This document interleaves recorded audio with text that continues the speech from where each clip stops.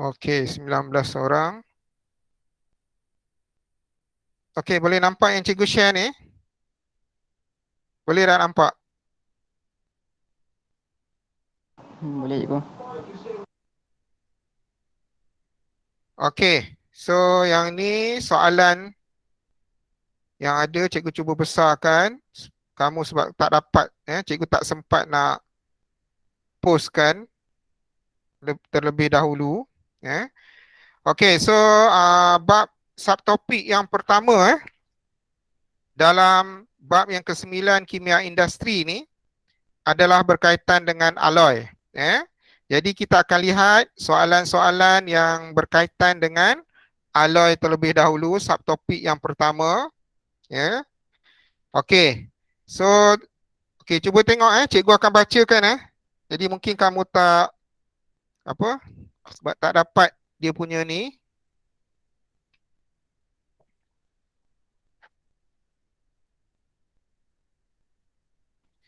Okey, lengkapkan jadual berikut mengenai sifat-sifat alloy. Lengkapkan jadual berikut mengenai sifat-sifat alloy. Jadi dalam jadual yang diberikan ni, sebelah kiri ni adalah logam tulen dan sebelah kanan adalah alloy. Okey, jadi sekarang ni dalam subtopik alloy jadi yang tingkatan 5 dah belajar tapi cikgu yakin kamu pun lupa.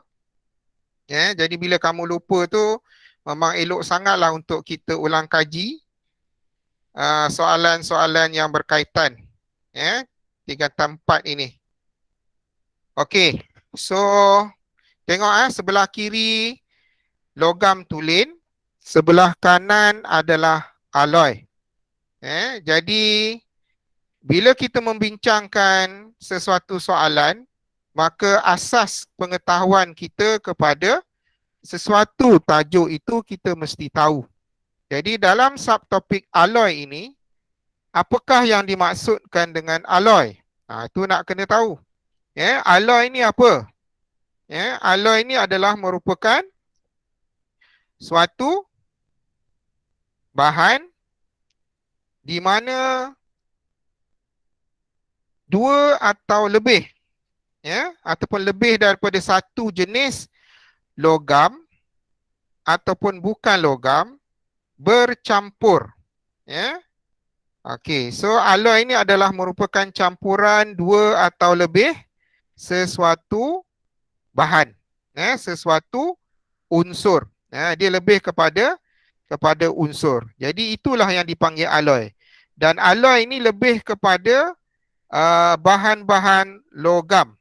Bahan logam. Tujuan dia adalah untuk menambahkan sifat-sifat yang ada pada logam yang asal.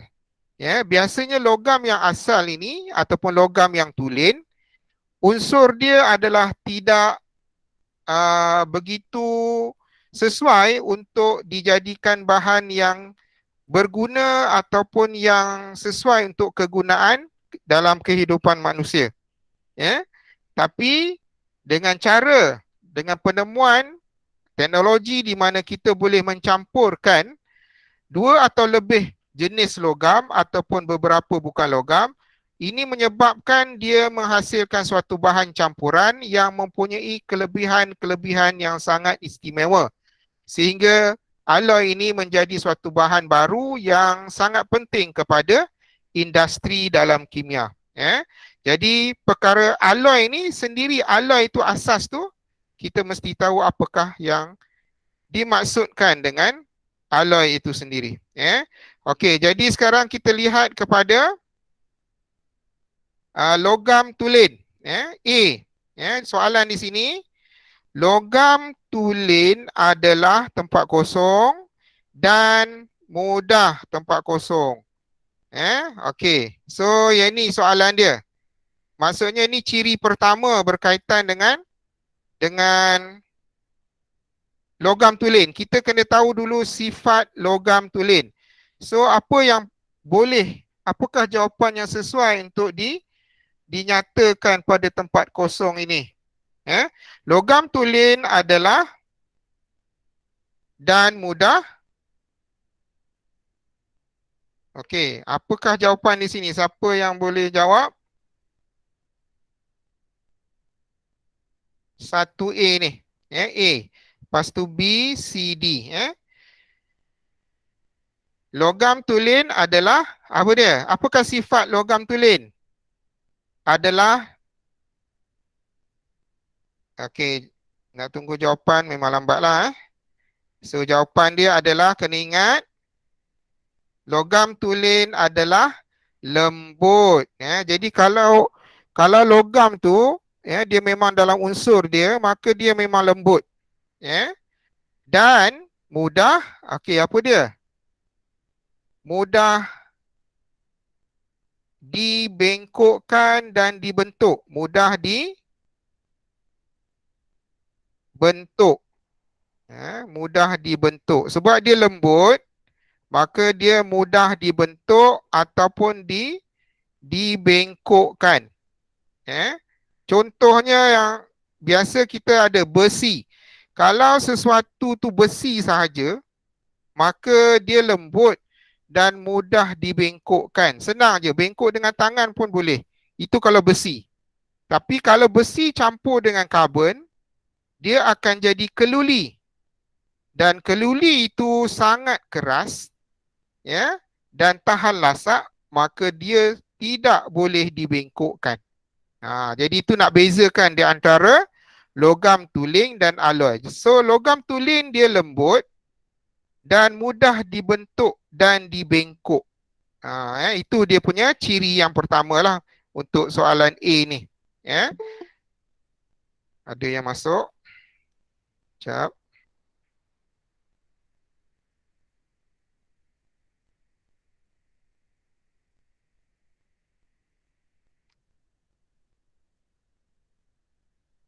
Okey. Okey, logam tulen adalah lembut dan mudah dibentuk dan dibengkokkan. Okey, B. Atom-atom logam yang bersaiz dan berbentuk sama tersusun dengan sangat rapi dan teratur. Jadi dalam logam tulen, dalam logam tulen, semua atom-atom logam itu dia saiz dia sama dan dia akan tersusun dengan rapat, padat dan teratur. So susunan dia macam ni. Kita boleh nampak setiap atom-atom logam tulen ni, yang bulat-bulat ni mewakili satu atom. So takut boleh nampak. Cikgu besarkan sikit lagi.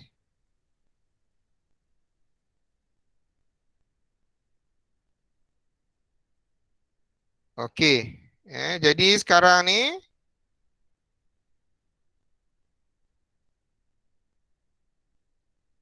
okey, ini adalah susunan atom-atom dalam logam. Jadi sekarang ni disebabkan oleh susunan atom-atom dalam logam, semua atom-atom dalam satu-satu logam tu, susunan dia macam ni, maka apabila dikenakan sedikit daya, maka dia boleh menggelonsor antara satu sama lain. Lapisan atas tu mudah menggelonsor daripada lapisan bawah sebab dia punya susunan tu macam tu. Jadi maka sebab itulah logam tulen dia lebih lembut dan mudah dibentuk disebabkan oleh susunan-susunan atom yang ada di dalam sesuatu logam tulen. Okey, so berdasarkan keadaan itu, soalan dia apabila tempat kosong dikenakan atom-atom logam mudah, apa dia? Cikgu dah sebut tadi, di antara satu sama lain. Oleh itu, logam tulen adalah dan mudah. Itu dia. Jadi sekarang ni maksudnya, apa jawapan yang sesuai dekat sini? Yang sesuainya adalah apabila, dia ada kat sini lah. Apabila daya, apabila daya dikenakan. Okey, apabila daya dikenakan, atom-atom logam mudah menggelonsor. Okey, jawapan dia menggelonsor.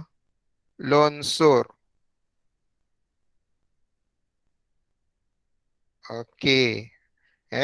Jadi bila daya dikenakan, maka atom-atom logam yang tersusun rapat, padat dan teratur macam ni mudah menggelonsor di antara satu sama lain. Oleh itu, logam tulen adalah apa dia? Dan mudah apa dia? Adalah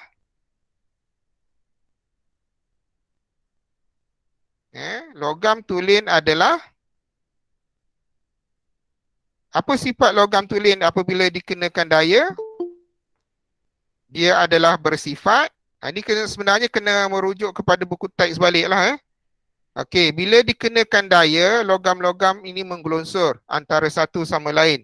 So, bila dia menggelonsor, maka kita kata apa? Kita akan sebut bahawa logam-logam tulen ini dia adalah molor.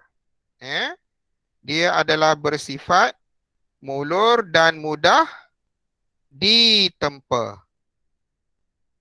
Okey, macam tu Ada orang masuk Okey, kejap.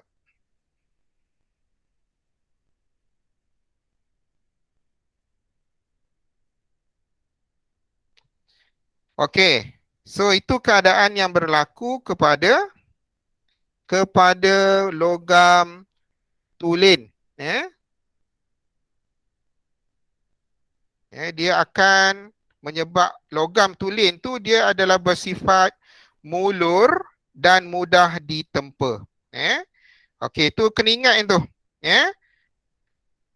Apabila daya dikenakan, atom-atom logam mudah menggelonsor di antara satu sama lain. Oleh itu, logam tulen adalah molor dan mudah ditempa. Okey, so boleh ingat yang tu Okey, seterusnya kita lihat pula kepada alloy. Alloy. So sekarang ni soalan C tempat kosong ialah proses pencampuran dua atau lebih unsur logam yang berlainan. So untuk menghasilkan suatu bahan yang dipanggil sebagai alloy, dalam bahasa Inggeris A-L-L-O-Y lah, alloy.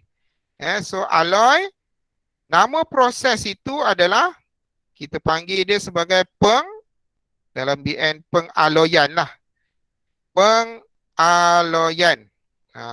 Pengaloyan di mana kita campurkan dua atau lebih unsur logam yang berlainan. Dia mesti unsur logam yang berlainan. Sebab kalau sama, kalau unsur logam tu sama, maksud dia jadi logam tulen lah. Alloy ni syarat dia mesti campur dua logam yang berlainan. Okey, so proses ini dipanggil sebagai pengaloyan. Okey, D. Berbanding logam tulen, alloy adalah lebih kuat, lebih keras, tahan kakisan dan lebih berkilat. Ni kena ingat ni, dia dah bagi dah pengetahuan untuk kamu ingat. Alloy adalah lebih kuat, lebih keras, tahan kakisan dan lebih berkilat. Okey Jadi soalan dia sini, dengan kehadiran tempat kosong di sini dalam alloy, atom-atom tidak dapat menggelonsor di antara satu sama lain. Oleh itu, alloy lebih berbanding logam tulen. Jadi apa jawapan di sini? Okey, kalau kita tengok di sini contoh diberi atom logam tulen. Jadi atom logam tulen ni dia label dekat sini Okey, yang besar ni merupakan atom logam yang tulen yang asal. Kemudian yang kecil-kecil ini dia dah labelkan sini atom asing. Maksudnya atom logam yang kedua lah. Okey, bila dicampurkan, apa yang berlaku? Jadi dengan kehadiran, di sini jawapan dia adalah sebagaimana yang diberikan. Dengan kehadiran atom asing, atom yang lain tu, dalam alloy, atom-atom tidak dapat menggelunsur antara satu sama lain. Jadi bila atom-atom tidak dapat menggelunsur disebabkan kehadiran atom yang lain, maka alloy lebih, dia akan menjadi lebih keras berbanding logam tulen. So sekarang ni, kenapa alloy ni menjadi suatu bahan yang lebih kuat, lebih keras?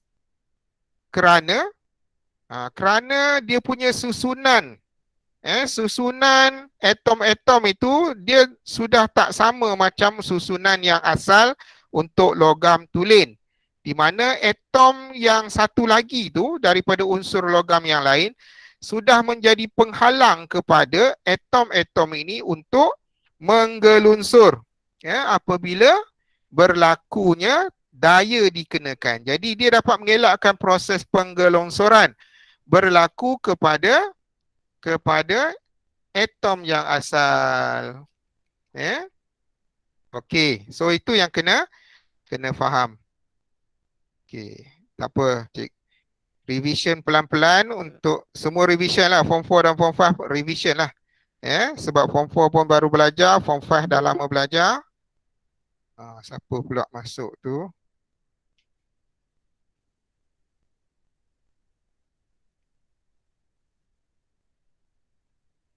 Okey, so soalan yang kedua. Soalan yang kedua di sini. Soalan yang kedua. Bandingkan ciri-ciri logam dan alloy. Ni dia suruh bandingkan ciri-ciri logam dan alloy. Jadi diberikan jadual di sini. Kamu boleh nampak ciri-ciri sebelah kiri. A, B, C, D. Kemudian logam tulen dengan alloy. Jadi kena tahulah apakah perbezaan. Kita kena bandingkan lah. Logam tulen macam mana ciri dia. Alloy macam mana ciri dia. Jadi kita kena tahu. Okey, so yang pertama sekali, sifat permukaan dia. Apa beza antara logam tulen dan alloy dari segi permukaan? Sifat permukaan. Apa beza dia? Macam mana kita nak sebut? Logam tulen ni sifat permukaan dia kurang berkilat. Permukaan dia tu kurang berkilat, kurang bersinar. Dia bersinar, dia berkilat tapi kurang bila dibandingkan nanti dengan alloy. Bukan alloy lah, alloy . Okey, jadi kalau alloy pula, keadaan itu akan menyebabkan permukaan dia lebih berkilat. Ini kena ingat permukaan antara logam tulen dan juga logam alloy. Yang kedua, yang B ni, kekuatan. Dari segi kekuatan dia. Apakah kekuatan di antara logam tulen dan alloy? Okey, kekuatan dia bila dibandingkan. Jadi kalau logam tulen ni kurang kuat. Manakala alloy ni lebih kuat. So tolong ingat ni ciri-ciri yang ada pada kedua-dua ni. Seterusnya kekerasan. Kekerasan. Maksudnya dia keras ataupun lembut. Tu macam itulah maksud dia. Keras ke atau lembut. Kalau logam tulen, dia lembut. Manakala kalau alloy, dia keras. Kemudian Seterusnya, ciri yang seterusnya, takat lebur. Takat lebur. Macam mana dengan takat lebur bagi logam tulen berbanding dengan alloy? Jadi kita boleh sebut di sini dia takat lebur. Sebenarnya logam itu sendiri kalau banding dengan bahan yang bukan logam, logam adalah mempunyai takat lebur, takat dinding yang sangat tinggi. Dia sangat tinggi, beribu-ribu darjah Celsius. Itu kena ingat. Tapi sekarang ni kita nak bandingkan antara logam tulen dengan logam alloy. Kita nak banding dua ni. Jadi perbandingan dia, kita akan kata logam tulen takat lebur dia rendah. Tapi kalau alloy, takat lebur dia tinggi. Contohnya kalau kita kata besi. Besi tu nak cairkan dia, lebur ni maksudnya daripada pepejal, nak tukar jadi pada cecair. Kita kena panaskan besi pada suhu 1500 darjah Celsius. Itu besi. 1500 darjah Celsius. Bayangkan. Ni contoh je lah cikgu bagi. Tapi kalau besi yang menjadi alloy ditambah dengan karbon, dia jadi keluli. Okey, dia punya takat lebur dia tu iaitu suhu di mana pepejal bertukar menjadi cecair adalah lebih tinggi, lebih kurang 3000 darjah Celsius. Ni contoh untuk banding besi tulen dengan keluli. Keluli adalah campuran besi dan karbon, menjadikan dia keluli yang lebih keras, lebih tinggi takat lebur dia. Jadi dia lebih tahan panas berbanding logam yang tulen. Itu contoh. Jadi perbandingan di antara logam tulen dan juga alloy. Kemudian tahan tahan kakisan. Kakisan ni maksudnya dia tidak bertukar daripada atom menjadi ion lah. Macam tu. Jadi sekarang ni kalau logam tulen, dia tahan kakisan tak? Dari aspek kakisan ini, dia tahan tak kakisan? Dia tidak. Sebab dia mudah. Contohnya kalau terdedah kepada air, besi, kita ambil besi. Besi ni kalau terdedah kepada air dan oksigen, so dia mudah untuk bertukar daripada atom menjadi ion besi. Jadi perubahan ini akan menyebabkan dia berubah. Dari bentuk dia tu, lama kelamaan dia akan terkakis. Dia hilang, besi tersebut. Tapi kalau untuk alloy ni, dia tahan kakisan. Jadi jawapan dia dari segi tahan kakisan ataupun tidak, logam tulen tidak tahan kakisan, alloy tahan kakisan. Jadi sebab itulah alloy banyak digunakan dalam industri sebab dia tahan kepada sebarang kakisan. Jadi dia boleh tahan lama. Okey. Dari segi kemuluran. Kemuluran ni maksudnya kita boleh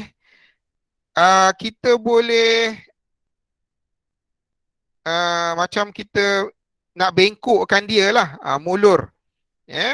Jadi apakah sifat logam tulen? Maksudnya logam tulen ni adalah mulur. Manakala alloy ni tidak mulur ataupun kurang mulur. Dalam bahasa Inggeris kita panggil ductile. Maksudnya macam kita nak bengkokkan dia. Nak bengkokkan dia tu, alloy ni susah sikit. Dia kena cairkan dulu baru kita boleh ni. Okey, keboleh tempaan ini iaitu malleability ni maksudnya kita nak bentukkan dia menjadi bentuk-bentuk yang tertentu pada suhu yang tinggi. Okey, so bolehkah kita bentukkan dia? Okey, logam tulen ini boleh ditempa, ya. Boleh boleh ditempa. Manakala alloy ini dia memang tidak boleh, ya. Tidak boleh ditempa. Tu kena ingat yang tu, Okey, jadi inilah ciri-ciri perbandingan di antara logam tulen dan alloy. Jadi semua kena ingatlah ciri-ciri yang ini. Okey. So di dalam silibus ini memang ada eksperimen, ada beberapa eksperimen yang kamu kena tahu. Eksperimen 91. Okey, memang kena tengok, kena jawab soalan-soalan dia. Sebab kamu memang ada soalan eksperimen, tak boleh lari. Jadi semua eksperimen kamu kena belajar, faham dan ingat bagaimana eksperimen itu dijalankan walaupun kamu tak buat di sekolah, tak buat di makmal, tapi keadaan itu menyebabkan kamu kena hafal lah.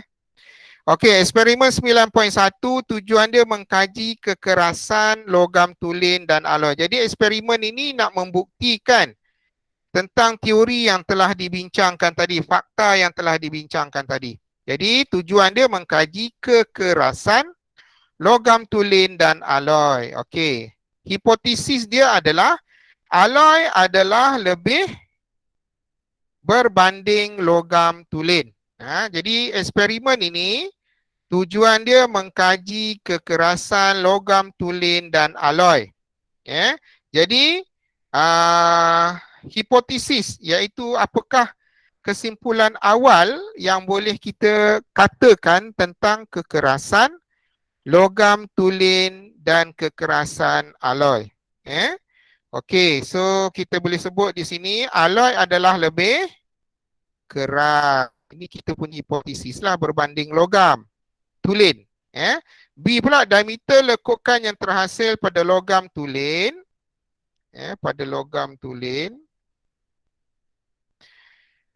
berbanding diameter lekukan pada alloy. Ini kalau kamu ingat, eksperimen tu yang form 4 cikgu dah terangkan, yang form 5 pun kamu kalau baca balik, baru kamu tahu. Kalau tak baca memang tak tahulah eksperimen ni. Tak ingat pun. Jadi eksperimen ni sebenarnya dia akan jatuhkan suatu berbola yang keras ke atas bongkah logam tulen dan alloy. Dia nak tengok berapakah lekukan yang terhasil. Adakah diameter lekuk yang terhasil tu besar ataupun kecil. Itu dia, nak bandingkan keras ataupun tidak sesuatu logam ataupun alloy. Jadi maksudnya hipotesis dia adalah diameter lekukan yang terhasil pada logam tulen adalah lebih besar. Sebab apa? Sebab logam tulen kan lembut. Jadi lekukan yang terhasil daripada hentaman berbola besi, berbola keluli, besi atau keluli, boleh mana-mana terhadap bongkah logam adalah lebih besar berbanding diameter lekukan pada alloy. Jadi ini hipotesis dia. Jadi ini nak menunjukkan bahawa logam tulen tu lebih lembut dan alloy itu lebih keras. Okey, so pemboleh ubah dia, apakah pemboleh ubah yang dimanipulasikan? Okey, dalam kes ini jenis bongkah. Jenis bongkah logam dan alloy. Jenis bongkah logam dan alloy. Ataupun kalau kamu nak buat ayat, nak buat bongkah logam dan alloy pun boleh juga. Bongkah logam dan alloy. Yang penting kamu kena nyatakan apakah bahan yang digunakan dalam eksperimen ini. Kemudian bergerak balas. Pemboleh ubah bergerak balas, apa yang kita nak perhatikan dalam eksperimen ini? Yang kita nak perhatikan adalah diameter, lekukkan. Diameter lekukkan bongkah. Bongkah. Okey, so itulah pemboleh ubah bergerak balas, iaitu pemboleh ubah bergerak balas ni maksudnya adalah apa yang kita perhatikan untuk dapat keputusan. Okey. C, apakah pemboleh ubah dimalarkan? Iaitu ini biasanya ada banyaklah tapi yang paling utama sekali dia punya pemberat tu yang akan menghentam bongkah. Jisim pemberat. Mesti samalah. Jisim pemberat. Mesti sama. Dan selain daripada itu, ketinggian. Tinggi pemberat daripada bongkah. Ketinggian. Jadi tak bolehlah dekat bongkah logam, pemberat tu walaupun sama jisim tapi yang logam tinggi, dia punya kedudukan dia nak lepaskan, yang alloy nak lepaskan dia rendah, tak boleh. Jadi maksudnya untuk adil, maksudnya sebab kita nak tahu lekukkan tu macam mana, jadi kita mesti lepaskan berbola tersebut ataupun pemberat tersebut pada ketinggian. Ketinggian pemberat yang sama, ketinggian pemberat. Ini mesti sama. Dua pemboleh ubah dimalarkan. Okey, so inilah dia pemboleh ubah yang perlu dinyatakan di dalam eksperimen ini. So eksperimen ini tengok balik, tujuan dia mengkaji kekerasan logam tulen dan alloy. So sekarang ni bahan dan radas yang digunakan. Okey, bahan dan radas yang digunakan adalah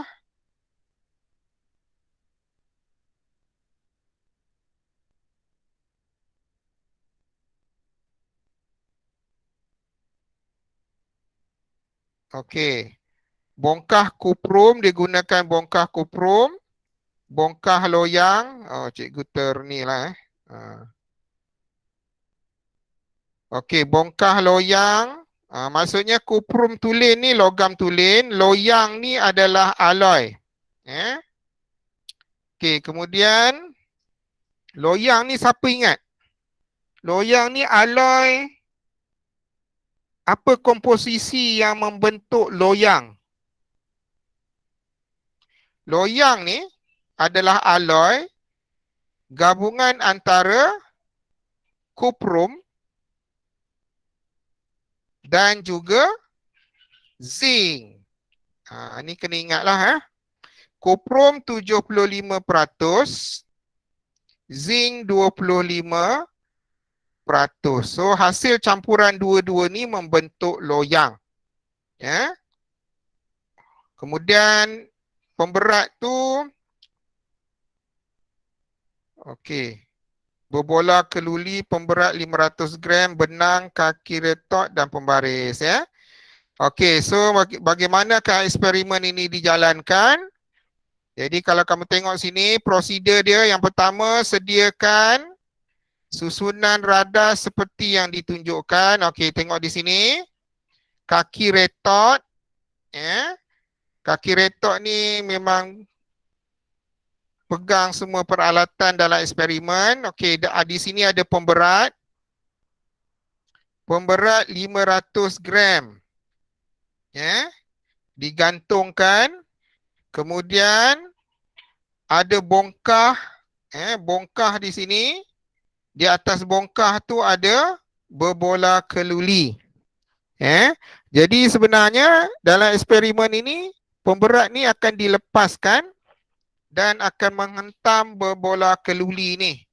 Jadi berbola keluli ni bila dihentam, jadi dia akan menyebabkan lekukan pada bongkah ini. Dia akan menyebabkan lekukan.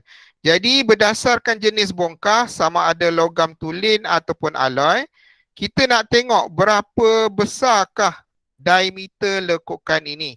Jadi dengan berdasarkan kepada diameter lekukan, maka kita akan tahulah sama ada bongkah logam tulen ataupun alloy yang lebih keras. Jadi itu sebenarnya dia punya eksperimen. So dari segi prosedur, gantung pemberat 500 gram pada ketinggian 30 cm. Ini ketinggian kena sama dari bongkah kuprum. Tiga, lepaskan pemberat itu supaya jatuh pada alas berbola keluli yang terletak di atas bongkah kuprum. Okey. So inilah caranya bagaimana eksperimen ini dijalankan. So kamu boleh bayangkan, eksperimen ini dijatuhkan pemberat 500 gram ke atas berbola keluli yang berada di atas bongkah logam ataupun alloy. So seterusnya, yang keempat, ukur diameter lekukan yang terhasil pada permukaan blok kuprum. Ukur dia punya diameter. Kemudian ulang langkah 2 hingga 4 dengan menggunakan bongkah alloy pula, iaitu loyang. Jadi kita nak tengok apakah pemerhatian dia terhadap bongkah kuprum, iaitu logam tulen, dan bongkah loyang, iaitu sejenis alloy. Jadi diameter yang terhasil daripada kedua-dua lekukan akan membuktikan kepada kita adakah hipotesis yang dinyatakan tadi betul ataupun salah. Jadi kalau dalam keadaan yang sebenar, sudah pastilah kita tahu lekukan dia itu adalah kuprum ni. Siapa masuk pula ni? Baru masuk. Mizah.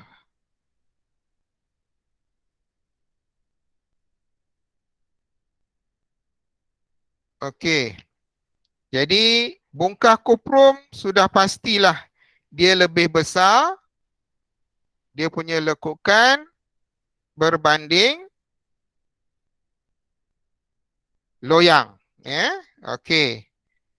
Jadi perbincangan dia adalah bongkah logam manakah yang menghasilkan lekukan yang lebih kecil? Bongkah logam manakah yang menghasilkan lekukan yang lebih kecil? So berdasarkan pemerhatian eksperimen, maka kita akan kata bongkah loyang.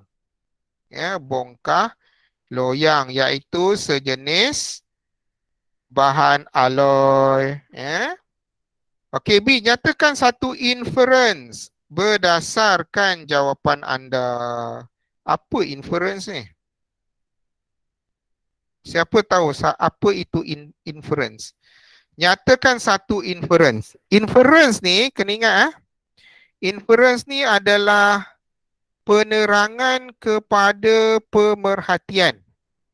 Itu definisi dia. Jadi secara mudahnya, inference ni adalah sebab. Sebab apa pemerhatian jadi macam tu? Sebab apa bongkah kuprum lekukan dia lebih besar berbanding bongkah loyang? Ataupun kenapa lekukan bongkah loyang tu lebih kecil berbanding bongkah kuprum? Jadi nakkan sebab apa? Itu panggil inference. Sebab pemerhatian kita dapati bongkah loyang lekukan dia lebih kecil berbanding kuprum. So, kenapa? So, kenapa itulah inference. Itu dia. Dalam bahasa yang mudahnya untuk faham, inference tu adalah sebab. Sebab apa diameter pemerhatian tu dan kenapa diameter dia kecil untuk bongkah loyang.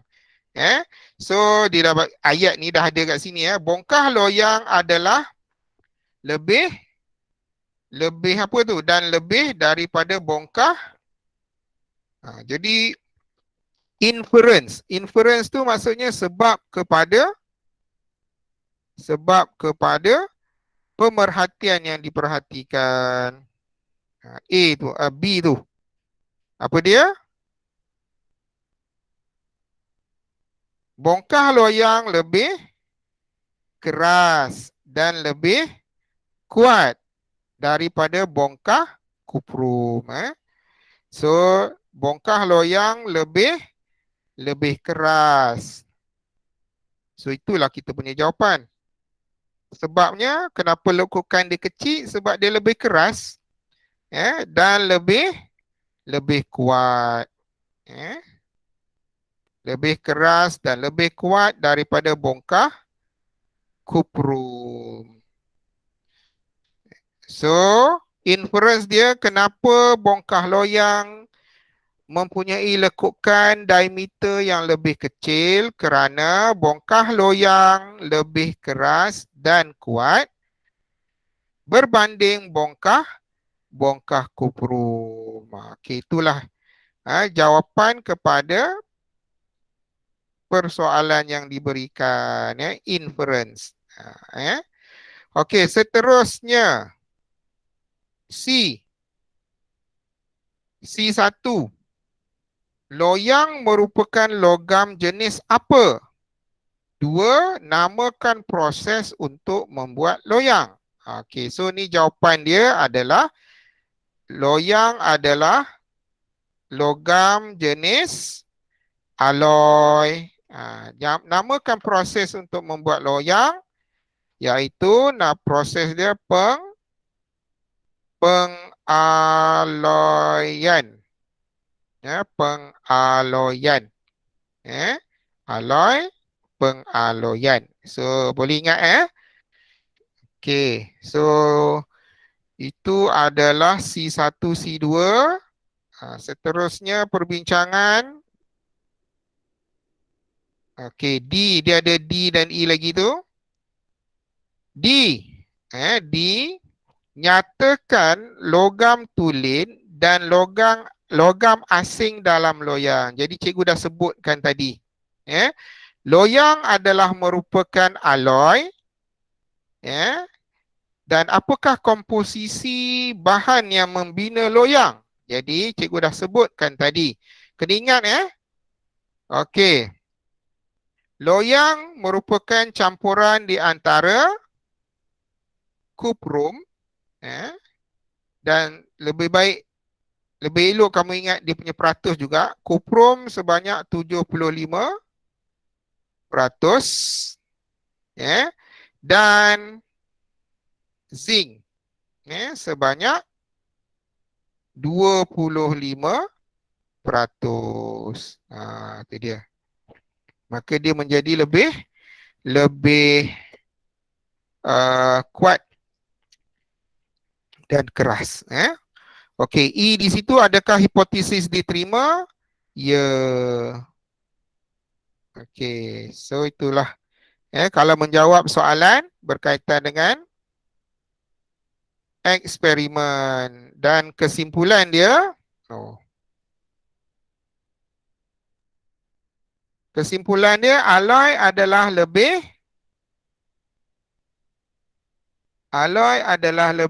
keras. Lebih keras. Sebab tujuan eksperimen ni adalah mengkaji kekerasan. Jadi kesimpulan dia, alloy lebih keras daripada logam tulen. So kena ingat perbezaan dan ciri-ciri di antara logam tulen dan juga alloy. Alloy ini lebih keras, lebih kuat, lebih tahan kakisan dan lebih berkilat. Tolong ingat Ada yang masuk ke? Oh, sudah pukul 9 Tak ada siapa masuk 25 orang.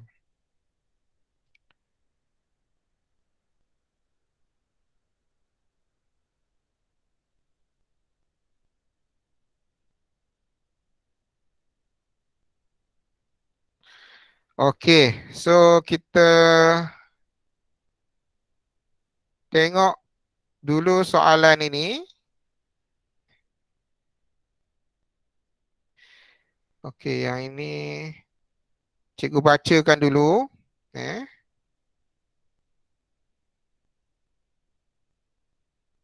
Soalan nombor 3 ni. Okey, kaji maklumat di bawah. Kaji maklumat di bawah. Okey, maklumat yang diberikan adalah sejenis aloi boleh mengalirkan arus elektrik tanpa rintangan. Aloi ini berfungsi mengkondaksikan elektrik dengan baik pada suhu sangat rendah dalam cecair nitrogen dan helium.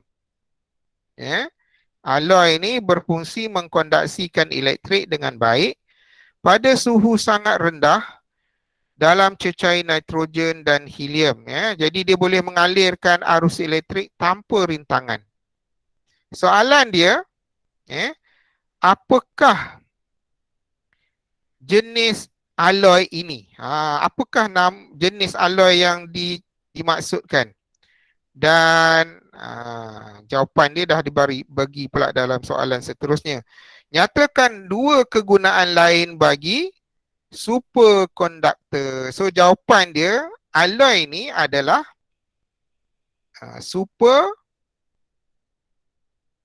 superkonduktor lah jawapan dia. Konduktor. Superkonduktor. Kena ingat superkonduktor. Konduktor ni adalah, kalau ambil konduktor saja, maksudnya suatu bahan pepejal yang boleh mengkondaksikan arus elektrik. Tapi kalau konduktor, dia ada rintangan-rintangan dia. Kamu ingat belajar dalam elektrik. Tapi kalau superkonduktor, dia ada Superman, super ni maksudnya hebat lagi. So, superkonduktor ni dia suatu bahan yang boleh mengalirkan arus elektrik tanpa sebarang rintangan. Tak ada rintangan langsung. Jadi dia boleh dengan cepatnya mengalirkan arus elektrik dan dapat menjimatkan keadaan. Tenaga tersebut tidak disia-siakan. Okey. So, apakah kegunaan lain bagi superkonduktor ni? Yang pertama, dalam industri ni biasanya digunakan sebagai landasan. Landasan keretapi laju. Landasan keretapi laju. Kemudian kegunaan yang kedua, mesin pengimejan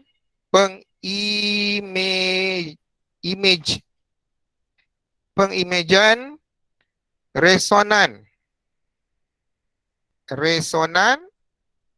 magnetik.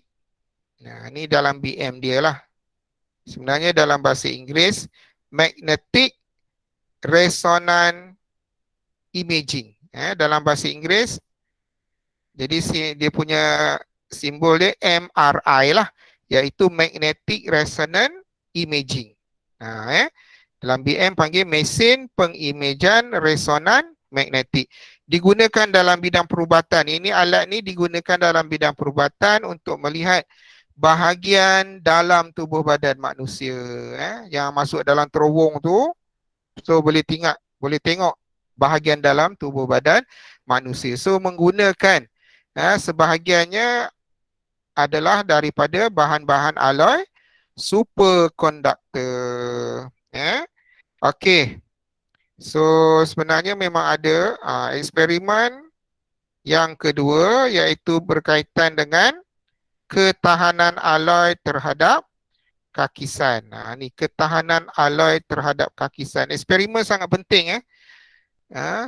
Tak boleh lari. Jadi oleh kerana dah pukul 9, dah lepas pukul 9, so kita berhenti rehat sebentar untuk solat. Untuk solat dan rehat. Jadi kita akan masuk semula. Sekarang 9.05. So 9.25. 9.25 kita masuk balik. 9.25 ataupun lewat-lewat sikit lah, 9.30 macam tu lah. 9.25 atau 9.30. Okey, so kita berhenti dulu untuk rehat. Okey, Assalamualaikum warahmatullahi wabarakatuh.